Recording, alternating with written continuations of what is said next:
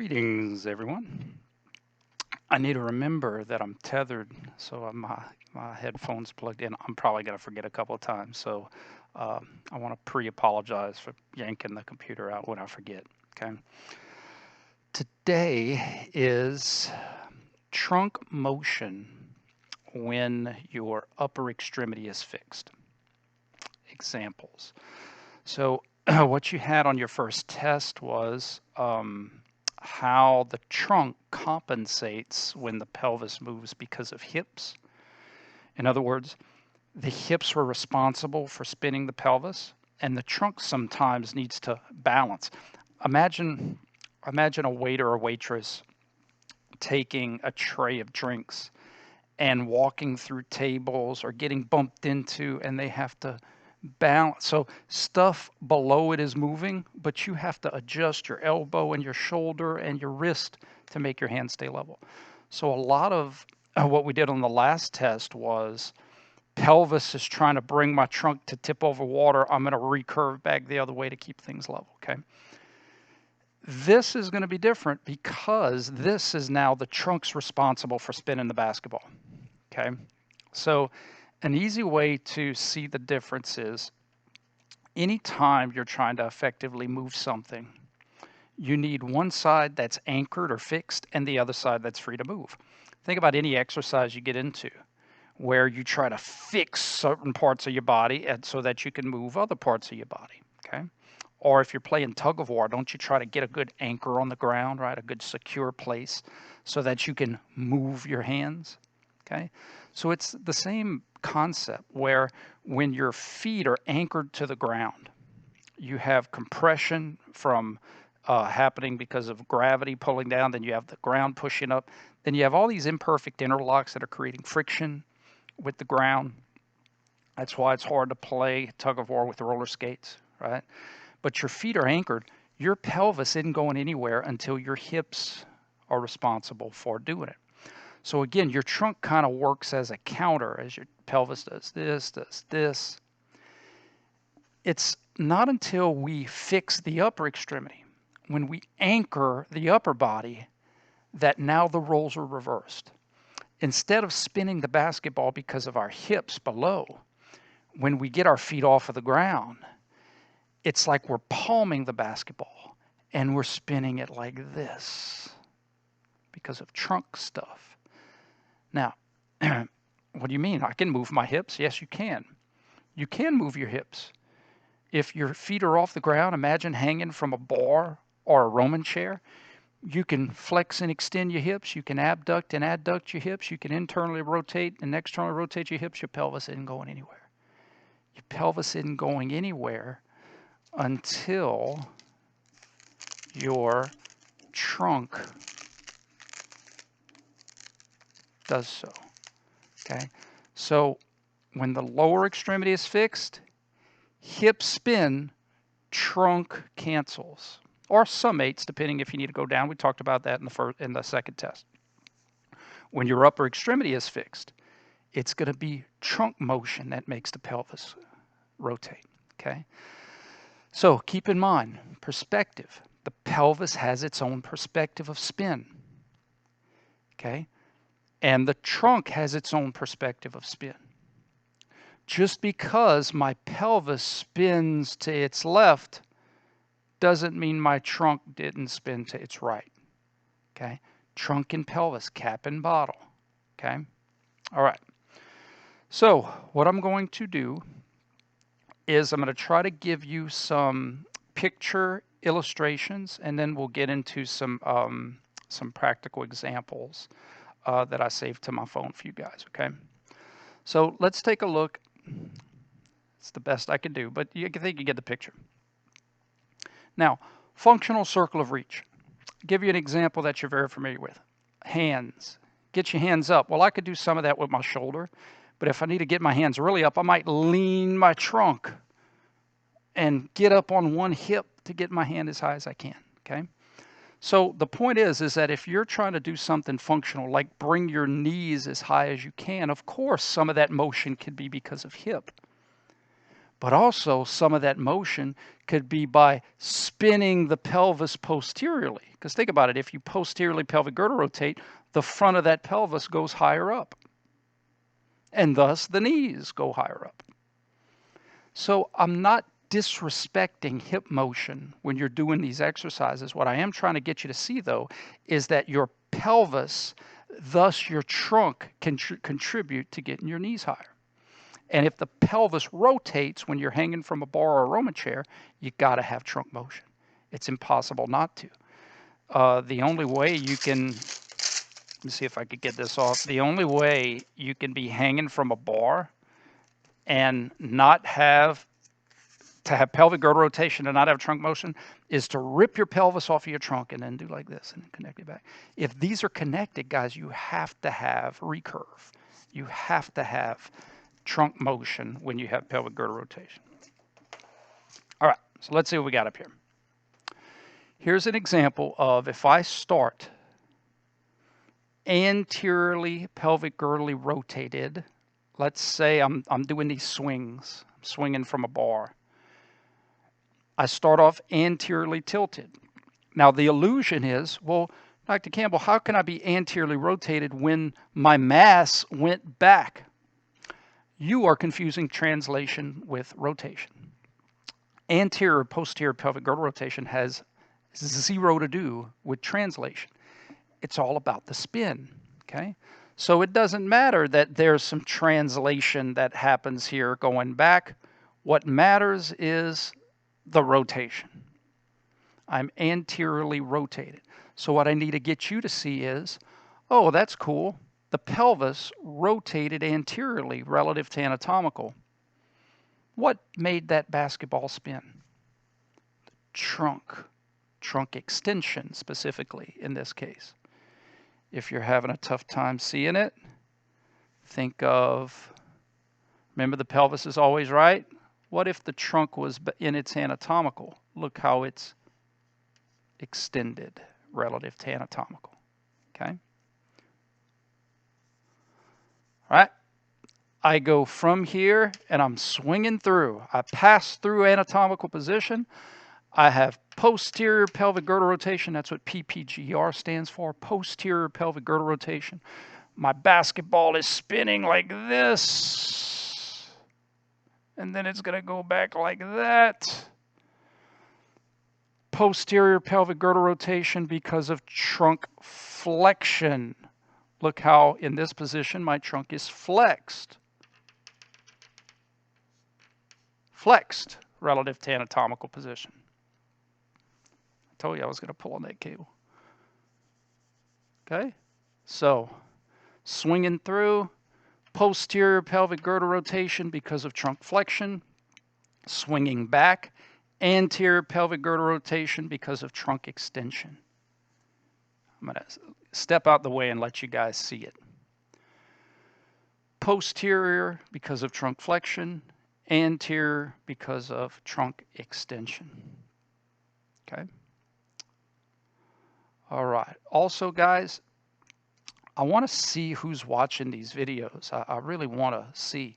So after you watch this video, text me your name and confirm that you finished watching this video.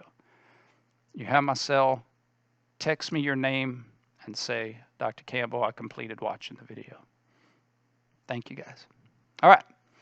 So what I want you to see is my hips could flex and extend, but my pelvis isn't going anywhere until my trunk moves it. Again, it's like palming the basketball instead of holding the basketball. Hips, trunk. Okay? Now, another version of sagittal plane, obviously this is sagittal plane pelvic girdle rotations. You've had pelvic girdle rotations already. I don't have to go into that again. And you've had trunk motion before. What I'm trying to show you is when the trunk is responsible for the spin. That's what today's lecture is. Trunk responsible for the spin. Sagittally. Now, let's look at another way my trunk can be responsible for the spin in the sagittal. Okay? Now, I'm not going to tell you this one. I want you to try to figure this one out. Look at my beautiful illustration. We're doing some reverse crunches. There's somebody, you're why do you think you hold on to someone's feet? or you anchor yourself on the ground, right? Because you're trying to fix your upper extremity. You're trying to anchor the top part. Your hands now become like your feet, anchoring yourself or holding on to something, okay? So here's the question. Pause it if you need more time. From left to right, did the pelvis rotate? Yes or no? If yes, what rotated it? Welcome back.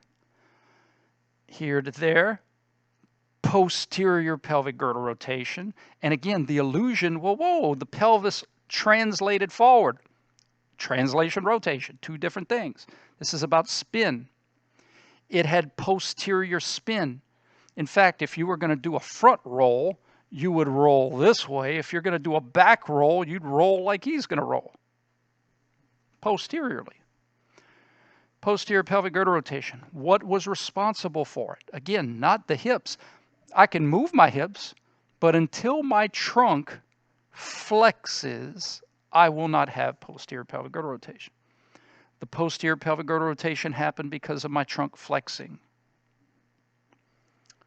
Then on my way down, anterior pelvic girdle rotation because of trunk extension. Okay, the reverse crunch. All right. Let's go to frontal. Let's go to frontal.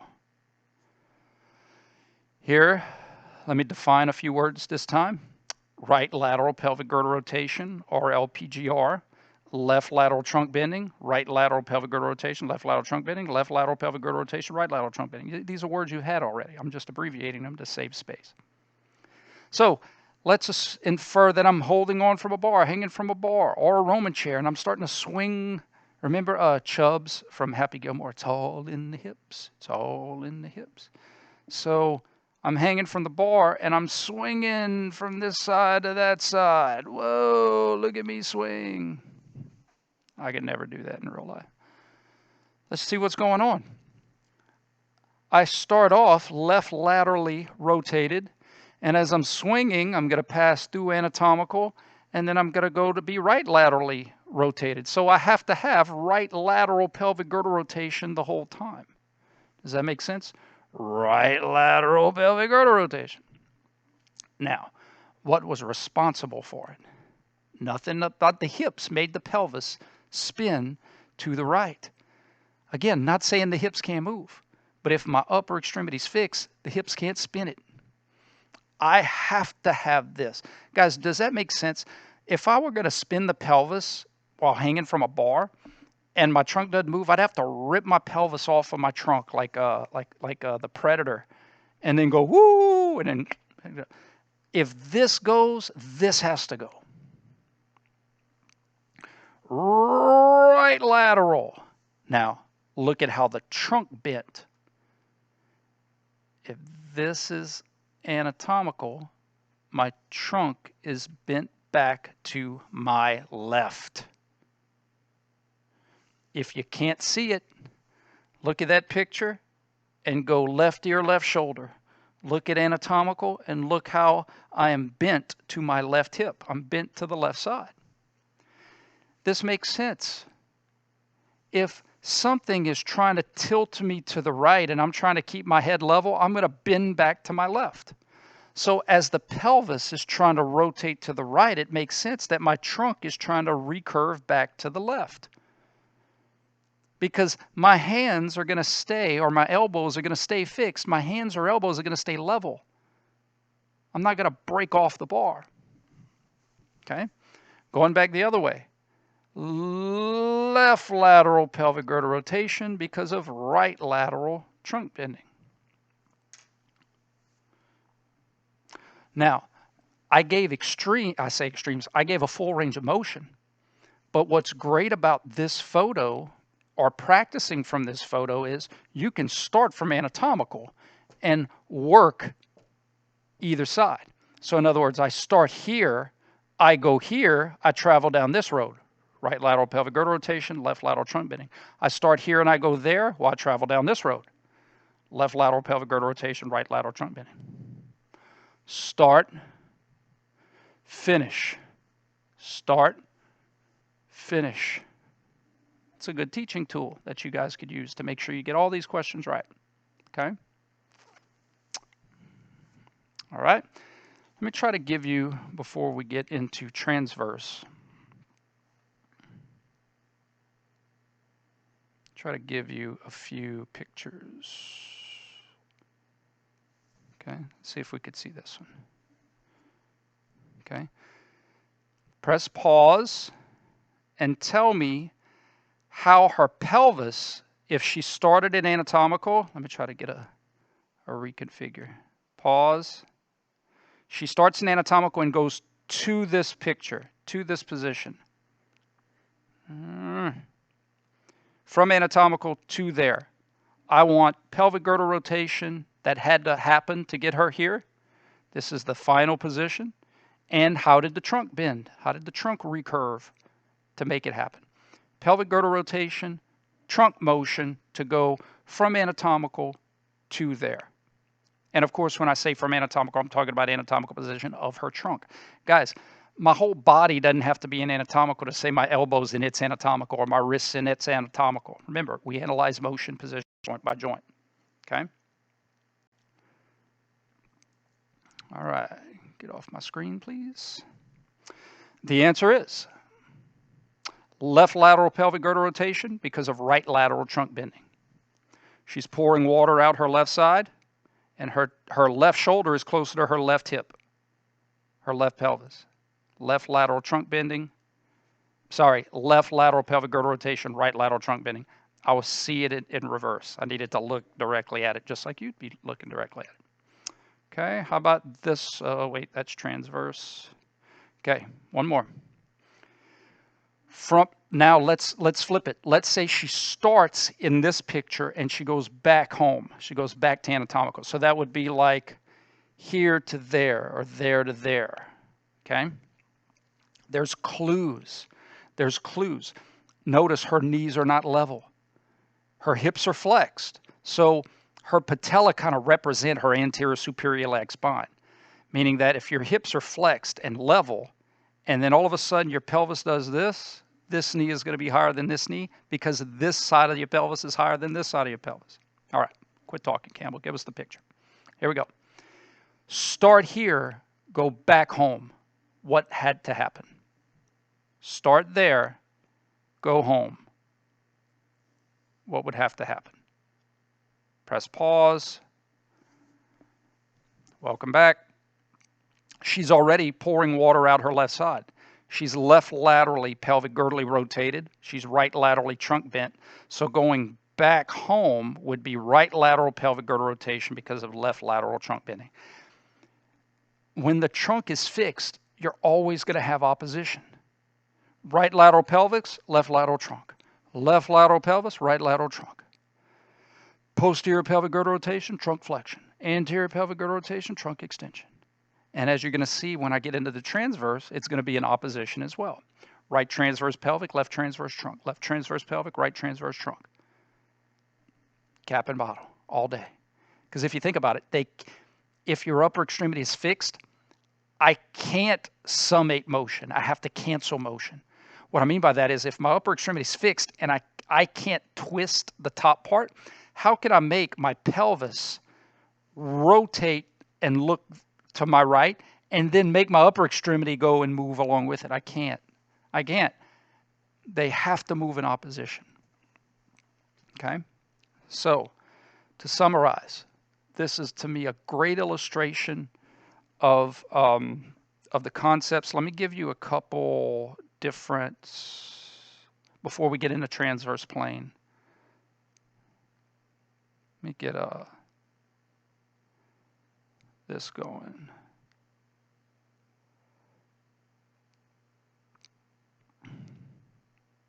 Okay.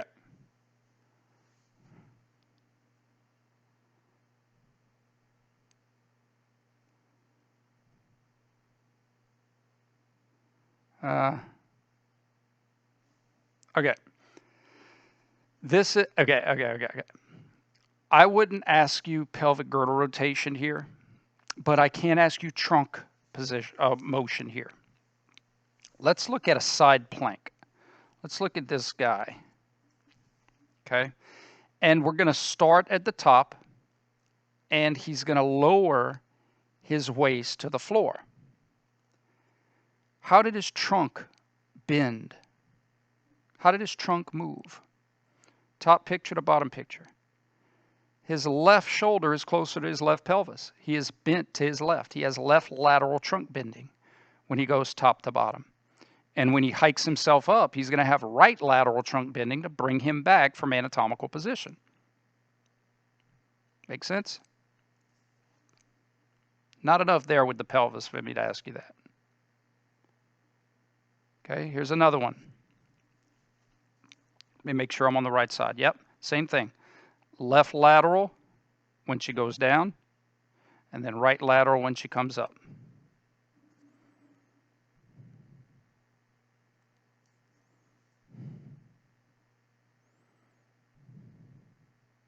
Okay. All right. Now let's get into some transverse pelvic girdle rotation. We're going to go on a trip.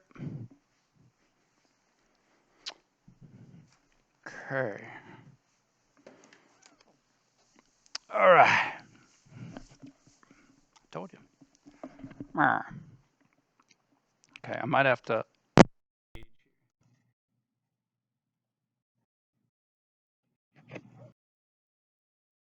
All right, I'll try to talk up so that the microphone can hear me. Okay, guys, here's the deal. With transverse pelvic girdle rotation, remember, feet on the ground, right transverse, left transverse, move the door about the wall. In biomechanics, the wall can move about the door. My sternum's looking at you. It's lined up with my pubis.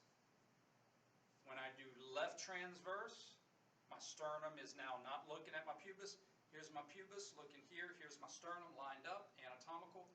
Left transverse, it's deviated to the left of my pubis. Right transverse, deviated to the right of my pubis. So what happens if this stays still and I do this or this?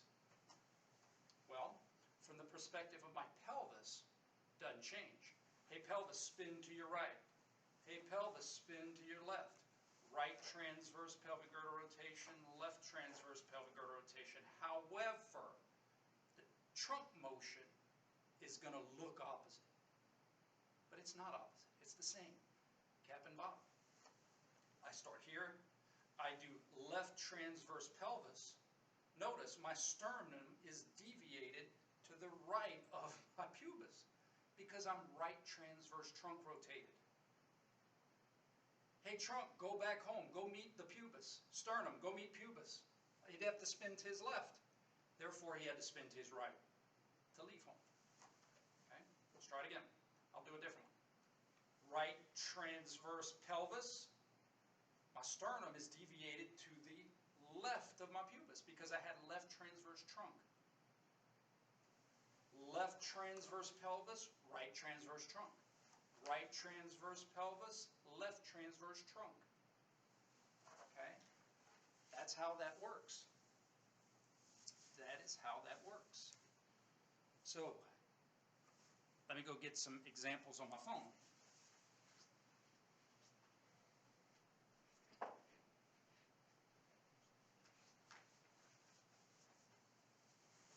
Okay. So, check out this exercise.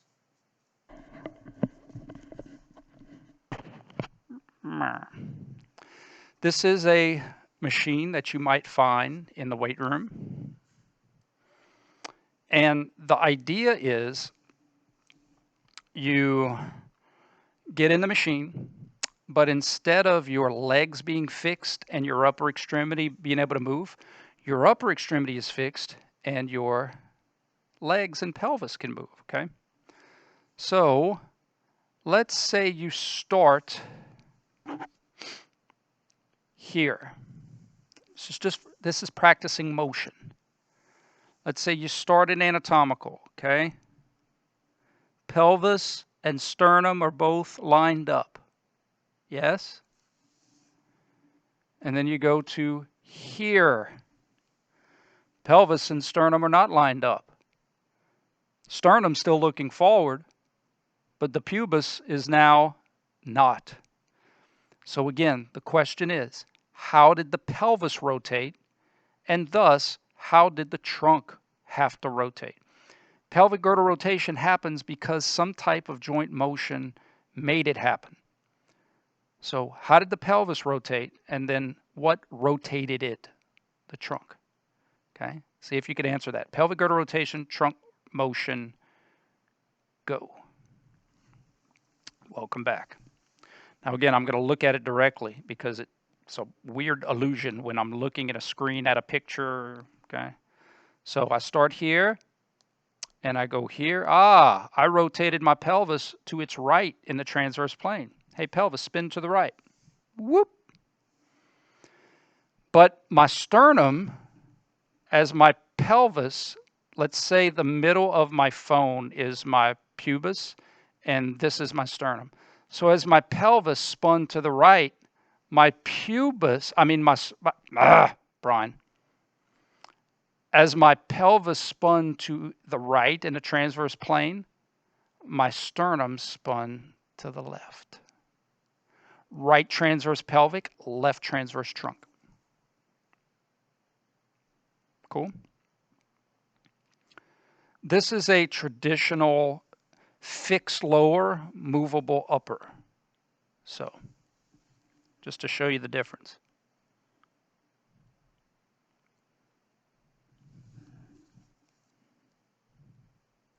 Okay. All right. So this question is, if she started at anatomical, identify how her pelvis had to rotate and how her trunk had to rotate. Okay. Starts in anatomical, finishes in the photo I'm about to show you. You see how she has to be twisted because her pubis is looking right at you and her sternum is looking off to the side. They're not looking in the same direction. So something has to be twisted. Something has to be rotated. Press pause and try to figure out what happened. If she starts in anatomical and finishes here, how did she have to move to get her into this new position in her pelvis's and trunk's transverse plane? Right transverse pelvis, left transverse trunk. She is looking at her left hip. She's looking at her left. I mean, she had to twist her left. Okay. All right. How about this example?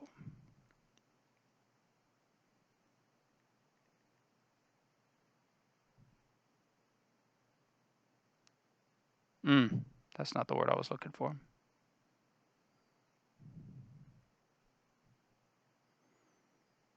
This is what I was looking for.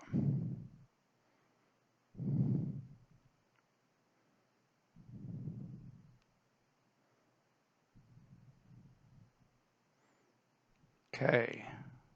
Awesome. Let me try to keep it simple.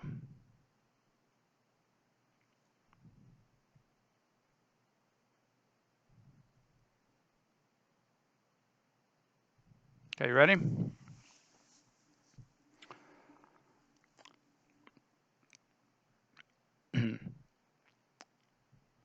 If he starts in anatomical and goes to here, how would his pelvis have to move to get him here, and thus how would his trunk have to move? Let me put it in layman's terms. His feet start up straight up in the air, level, and he deviates them to his right. Now, you may say, well, that's some hip stuff. I'm not saying your hips can't move, but his pelvis is rotating and his trunk is rotating. And that's what I'm trying to teach you guys. Right transverse pelvic because of left transverse trunk. And his upper extremity is fixed. Look how his hands are pushing on the ground, just like your feet push on the ground when your legs are fixed. You're anchoring your upper extremity so that you could use your ab muscles. And what do ab muscles influence? Trunk motion. It's that simple. Now, what if he brought himself back to anatomical. What if he brought his legs back up to being parallel with gravity? Left transverse pelvic, right transverse trunk. See if I could find a whole range of motion here. Okay. All right. Whole motion, top to bottom. Start at the top, go all the way to the bottom. Pelvic girdle and trunk.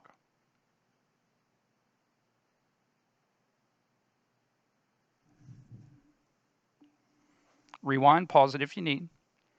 Right transverse pelvic, left transverse trunk. Now, what if we started at the bottom and worked our way back up? Left transverse pelvic, right transverse trunk. And if you're like, well, man, Dr. Campbell, you've been doing this for a long time. Don't you just have these things memorized? I don't trust myself.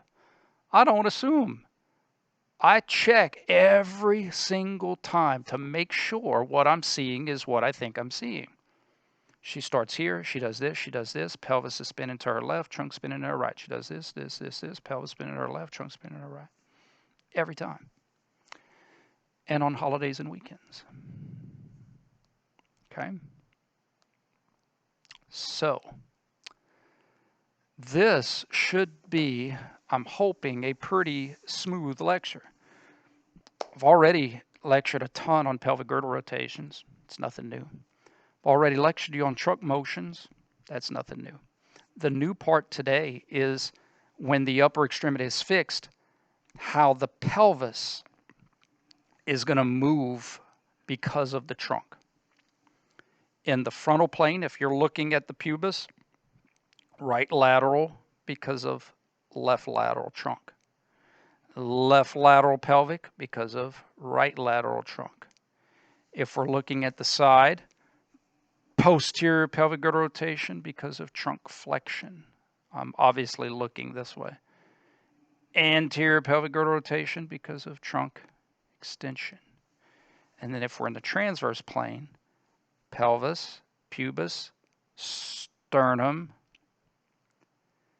pelvis spins to the right because my trunk spun to the left. Pelvis spins to the left because my trunk spun to the right. That's the lesson. It's that easy. Practice, practice, practice, practice, practice. Get on the floor, move around, stretch it out, do some stuff, watch some videos, look up some pictures, Google some stuff. Talk it over with your friends, colleagues, neighbors, Romans, countrymen. And more importantly, let me know if you need help. Let me know if you need help, okay? Wednesday's lecture, cervical vertebra. And I'm actually going to probably go into the wrist because the cervical is really an extension of your trunk. Extension of your trunk. It's one big spine, right? It's the spinal column. And so this area that before you get into ribs can move independently than the rest of it. But it follows the same rules. Right lateral, right transverse, left transverse, in the fetal, out of fetal, flexion, extension, right lateral, left lateral. We'll get into some illusions, how sternum, nose. This is right transverse cervical, looking at my right shoulder. This is left transverse cervical. So basically, it's taking the same concept as pelvis to trunk and bringing it up one level. It's the same thing. Pubis, sternum, and we looked at how they deviate from each other. Well, now we're looking at sternum, nose, and how they can deviate from each other.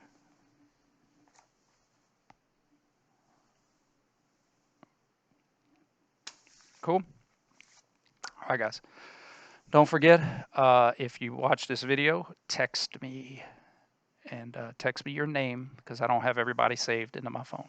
Text me your name and confirm that you watched this video. Y'all be well.